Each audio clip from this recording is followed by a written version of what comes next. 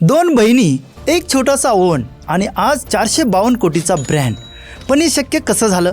दोन बहिणींनी बॅकिंगला बिझनेस बनवलं कसं? चला पाहूया. 2004 साली मुंबईत कैनास मेसमन शेफ आजारामुळे नोकरी सोडून घरी बसली होती. ना पैसा ना मोठा सेटअप, पण एक स्वप्न होतं, लोकांना खरं डिझर्ट काय असतं हे दाखवायचं. त्या काळात भारतात बेकरी म्हणजे फक्त ब्रेड आणि बन. प्रीमियम डिझर्ट्स मिळतच नव्हते. जे मिळायचं ते महाग आणि टेस्टला चवही नसायचं. कैनासला जाणवलं, जर खऱ्या इन्ग्रेडियंट्सने आणि प्रामाणिकपणे केक, ब्राउनी बनवल्या तर लोकांना नक्की आवडेल.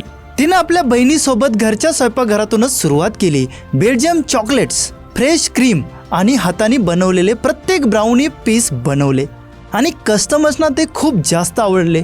2004 मध्ये फोर्ट मुंबईमध्ये पहिलं छोटं आउटलेट उघडलं आणि काही दिवसातच लोक लाईन लावू लागले.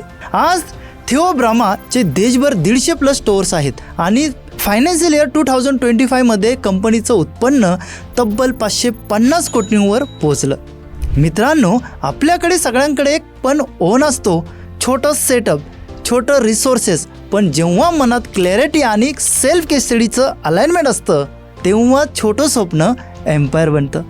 शेवटी प्रश्न पैशाचा नाही, पर्पजचा असतो. जर ही स्टोरी तुम्हाला आवडली असेल तर लाईक करा, शेअर करा, रिपोस्ट करा आणि कमेंटमध्ये सांगा थिओब्रामामधलं सर्वात जास्त तुम्हाला काय आवडलं.